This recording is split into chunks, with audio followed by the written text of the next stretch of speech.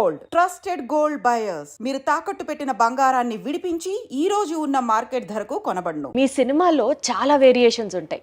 Action, drama, comedy, romance, జానపదం, mythology, ఇలా చెప్పుకుంటూ పోతే లిస్ట్కి కామా కామా కామా యాడ్ చేసుకుంటూ వెళ్ళాలి. వీటిల్లో మీకు బాగా నచ్చిన జానర్ ఏది? నాకు అన్ని జానర్స్ ఇష్టం అమ్మా. ఏది చేసినా సిన్సియర్గా చేస్తాను. అసలు కామెడీను గ్లామర్ లేకుండా అసలు ఆలోచన అసలు ముందు. కామెడీ గ్లామర్ లేకుండా సినిమా ఉండదు అసలు. ఎందుకంటే జస్ట్ అబ్జర్వ్, అన్నమయ్య సినిమాలో కూడా 2 క్యారెక్టర్స్ని పెట్టి గుండు హనుమంతరావు బ్రహ్మానందని పెట్టి, అంటే తర్వాత మోహన్ బాబు, సేఫ్టీ అంటే అన్నీ ఉండాలి అనే ఒక స్ట్రాంగ్ బిలీఫ్ అమ్మ నాకు. రాఘవేంద్రరావు గారి సినిమా అంటే ప్రేక్షకుడికి ఫుల్ మీల్స్ అంతే. అది మెయిన్ ఉద్దేశం అమ్మా. ఎప్పుడన్నా హారర్ కానీ సస్పెన్స్ థ్రిల్లర్ కానీ అలాంటివి ట్రై చేశారా అండి? అసలు మీకు ఇష్టమా అవి? హారర్ సినిమా చూస్తే తల దించుకుంటాను నేను. అది దెయ్యం వస్తుందని తెలియగానే డాన్ మ్యూజిక్ రాగానే ఇట్లా చూడండి అనమాట. ఆ సౌండ్ అయిపోయిన తర్వాత లేస్తాను. ఊరిని శాంపుల్కి వేటగాడిలో ఒట్టి నిజం హారర్ కాదు, ఒక బంగ్లాలో నుంచి నేను వేయడం ఇది పాటలాగా ఇది పువ్వులు పూయిన తోట అని ఫైనల్గా అక్కడ మదరే విడిపిస్తాడని. అంతకన్నా హారర్ జోన్లోకి వెళ్ళారు అసలు? అది చూడండి, అసలు థియేటర్కి వెళ్తాను, అది ఆ ఎపిసోడ్ వచ్చినప్పుడు మొట్ట తల తెంచుకుంటాను అన్నమాట. అదొకటి. గొంతులో క్యాన్సర్, సిగరెట్లు ఏమన్నా కూడా తల ఉంచుంటారు. సో అసలు అలాంటివి కూడా చూడరు? అంటే ఏదైనా అన్ప్లెజెంట్ అనిపించింది అసలు చూడరు? యూజువల్గా బాధ వేస్తుంది, వచ్చింది ఎంటర్టైన్మెంట్ కోసం. Got it. సో అయితే మీరు అనేకమైనటువంటి ప్రసిద్ధ మ్యూజిక్ డైరెక్టర్స్తో కూడా పనిచేశారు. మీ సినిమా అని అంటే మ్యూజిక్కి ఒక ప్రత్యేకమైన స్థానం ఉంటుంది అన్నది మాకు అర్థమైపోతుంది. మ్యూజిక్ పట్ల మీకున్నటువంటి కమాండ్ అనుకోవచ్చు, లేకపోతే మీకు అది ప్రత్యేకమైన ఇంట్రెస్టా? మ్యూజిక్ ద్వారా కూడా ప్రజల్ని ఒక కనెక్షన్లోకి తీసుకొచ్చేస్తారు మీరు. ఏంటి మీకు అంత మ్యూజికల్ సెన్స్? మీ రూమ్లోకి రాగానే రాఘవేంద్రరావు గారు ఆ పక్కన ఆ కీబోర్డ్ అది చూసి కూడా అబ్బా నా క్వశ్చన్ కరెక్ట్గా అడుగుతున్నా నేను అని అనిపించింది. మీకు మ్యూజిక్ అంటే అంత ప్రత్యేకమైన ఎఫినిటీ దేనికి? మొదటి నుంచి ఫస్ట్ పిక్చర్స్ అన్నీ చక్రవర్తి చేశాడమ్మా. చక్రవర్తి నేను క్లోజ్ ఫ్రెండ్స్ అనమాట. అతనికి హార్మోనీ కానీ సరిగమలు కానీ తెలియదు. బాండ్ గిఫ్ట్ అంటారే, ఏ లైన్ ఇచ్చినా కూడా ట్యూన్ కట్టేస్తారన్నమాట. సో చక్కెరతో జర్నీ మ్యాక్సిమం 30-40 సినిమాలు చేసామమ్మా. తర్వాత మహాదేవన్ గారు, తర్వాత పెద్ద చేంజ్ అసలు మ్యూజిక్లో సెన్సేషన్ చేసింది మన ఇళయరాజా గారు. కోటితో చేశాను, విద్యాసాగర్తో చేశాను, రాజేశ్వరరావుతో చేశాను, సత్యం గారితో చేశాను. అండ్ 24 పిక్చర్స్ 23 పిక్చర్స్ అయినాయి. కీరవాణితో నా కాంబినేషన్ సెన్సేషనల్ హిట్స్ అన్నీ. ఎందుకంటే మా ఇద్దరికి మంచి అండర్స్టాండింగ్ అర్థమైపోతుంది ఆ కెమిస్ట్రీ మాకు వినేటప్పుడు హాల్లో. ఇప్పుడు ఏ సినిమా అయినా సరే కీరవాణి లేకపోతే నేను పని చేయలేదు అనమాట. అంత సింక్ అయిపోయారు. సింక్ అయిపోయి ఫ్యామిలీగా కూడా బాగా, వాళ్ళ ఫ్యామిలీ మా ఫ్యామిలీ కలుస్తాం, మూడు ఫ్యామిలీ మా ఫ్యామిలీ కలవడం. అంటే కీరవాణి దగ్గర నుంచి నేర్చుకుంది ఏంటంటే కొంచెం రాగాల గురించి కానీ ఇదే రాగం అని అడిగి. కీరవాణిలో గొప్పతనం ఏంటంటే పల్లవిలో ఆల్మోస్ట్ సిచ్యువేషన్ బట్టి తనే చాలా వరకు కాంట్రిబ్యూషన్ ఉంటుంది. అలా మ్యూజిక్ అసిస్టెంట్ డైరెక్టర్గా ఉన్నప్పుడే 60 పాటలన్నీ పాడుకునేవాడిని. అండ్ మేము హాలిడేస్కి నేను మా బ్రదరు విలేజెస్కి వెళ్ళాడు, కేసరపల్లి మాది.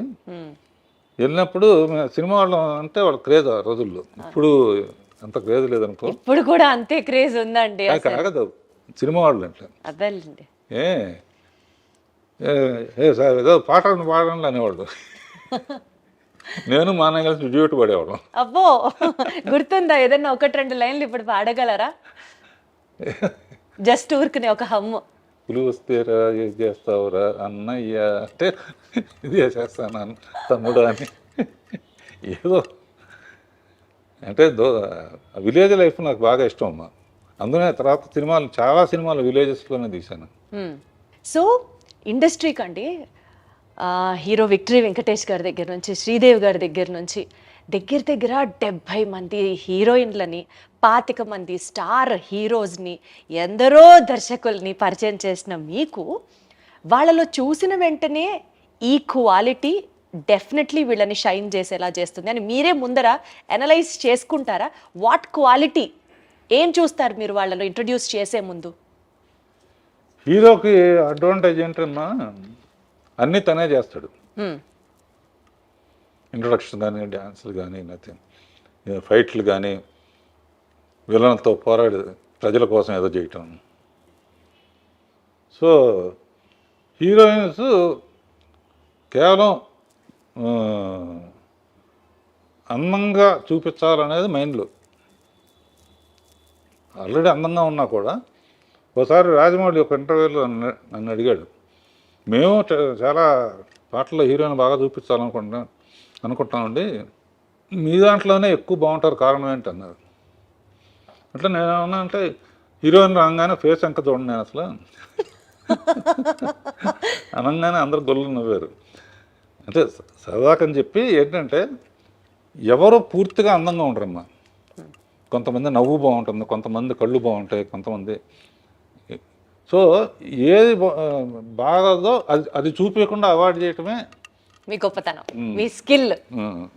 లేకపోతే కొంచెం అటు ఇటుగా ఉంటే చుట్టూ పూలు పెట్టి అందులోంచి అమ్మాయి అదా పూలకి అసలు కారణం. అలా అల్టిమేట్గా ఏంటంటే లక్షాధికారికైనా రిక్షావాడికైనా సరే వాళ్ళు చెయ్యలేని చూడలేని తెర మీద కనపడితేనే పర్టికులర్గా కింద స్థాయి వాళ్ళు అయితే మటుకు వాళ్ళే శ్రీదేవితో డ్యాన్స్ చేసినట్టు, వాళ్ళే జయసుతో డ్యాన్స్ చేసినట్టు, వాళ్ళే విజయశాంత్తో డ్యాన్స్ చేసినట్టు ఊహించుకుంటారు. కంపల్సరిగా సినిమా రిలీజ్ అయిన తర్వాత విజయవాడ వెళ్ళేవాడిని, విజయవాడ, ఏలూరు ఇవన్నీ. వాళ్ళ కామెంట్స్ చాలా విచిత్రంగా ఉంటాయి మనం ఊహించిన దానికన్నా కూడా. జగదేగుల రత్నసుందరికి శ్రీకాకుళం ఎక్కడికి వెళ్తే ఒక అతను అన్నాడు, ఈ సినిమా ఎవరైనా సరే 3 సార్లు చూడాలంటే 3 ఏంటారు లెక్క అని అడిగాను నేను. ఒకసారి చిరంజీవి కోసం చూడాలి ఏం చేస్తున్నాడని, ఒకసారి శ్రీదేవి కోసం చూడాలి ఏం చేస్తుందని, ఒకసారి ఇద్దరిని కలిపి చూడాలి. అంటే వాడు ఎంత ఆలోచన. మనం కూడా ఈ యాంగిల్లో చూస్తే ఇద్దరు అద్భుతంగా చేస్తూ ఉంటే రెండు చూడలేము కదా, ఎవరిని చూసి న్యాయం చేస్తాం. అందునే అంత అన్ని రోజులు కానీ అన్ని. సో వాళ్ళ దగ్గర నుంచి చాలా నేర్చుకోవాలమ్మా, ఆడియన్స్ దగ్గర నుంచి. మనం తీసి పంపించేయటం కాదు. తర్వాత అప్పుడు ఓన్లీ ల్యాండ్ లైన్లు కనుక ఏంటి సినిమా పరిస్థితి అంటే వాళ్ళు ఫోన్లో చెప్పారు, విపరీతమైన రిపీట్ ఆడియన్స్ అండి, 13:3 వరకు చూసి కొంతమంది వెళ్ళిపోతారు, ఇదేంటి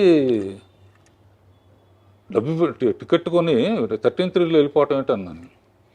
13:3 ఆఖరి సాంగ్ వస్తుందండి, ఆ సాంగ్ ఆ మజా ఊహించుకుంటూ దారిలో ఒక బీరు కొనుక్కుని మల్లెపూలు కొనుక్కుని ఇంటికి వెళ్తాడు. అంటే వాళ్ళ విశ్లేషణ అమ్మా, నేను అనుకునేది కాదు, ఆడియన్స్ పల్సు. అంటే ఎవరైనా కళలు వస్తూ ఉంటాయి, లేకపోతే ఇదిగా ఏంటంటే అదే మూడ్లో అంటే సాంగ్స్కి పర్టికులర్గా పేరు రావడానికి రీజను ఇటువంటి. Got it sir. అలాంటి ఎలిమెంట్స్ని మీరు ఎక్కువ ఫోకస్ చేసేవాళ్ళు, ఆ దృష్టి ఆలోచించేవాళ్ళు. సరదాగా చిరంజీవి గారు కానీ వీళ్ళు కానీ మీరు హీరోయిన్స్ అందంగా చూపిస్తారు, అన్నీ మీరే చేస్తున్నారు కదా, యాక్షన్ మీరే చేస్తున్నారు, వీళ్ళంతా ఛాలెంజింగ్ మీరే చేస్తున్నారు, అట్లీస్ట్ పోనీ అందంగా హీరోయిన్లైనా చూపిద్దాం కదా అని చెప్పేవారా? ఏదో జరిగిపోయిందమ్మా. ఇదంతా కూడా నేను ఏమనుకుంటానంటే మా అమ్మ నాన్నల, మా అమ్మకి ఎక్కువ పూజలు, ప్రతి నెల ఒక జ్యోతిష్కుడి దగ్గరికి వెళ్ళి ఏంటి మా చిన్నాడు సంగతి ఏంటి, మా పెద్దాడి సంగతి ఏంటి.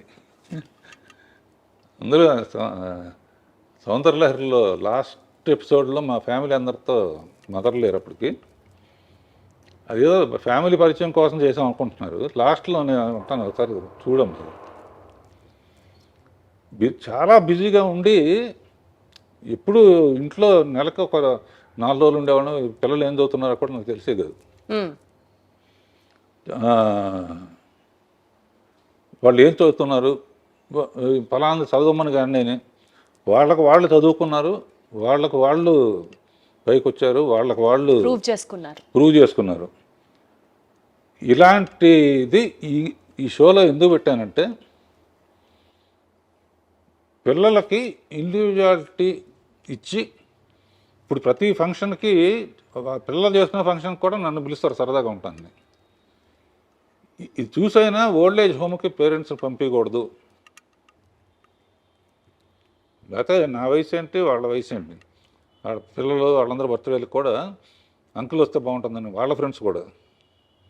అంటే ఏదో ఒకటి పుట్టినరోజుకి ఒక సత్యపండు ఉండేవాడు, పాటలు తెలుగుదేశానికి పాటలోను బర్త్డే సాంగ్స్, ఎవరు బర్త్డే వస్తే వాళ్ళ మీద ఒక సాంగు అంతకుముందు తీసిన స్టిల్స్ వేసి ఏదో ఒక ఇంట్రెస్ట్ క్రియేట్ చేస్తూ ఉంటాం అన్నమాట. సార్ మీలా స్పార్క్ ఉంటుంది సార్, అది ఎవర్ లైటింగ్ స్పార్క్.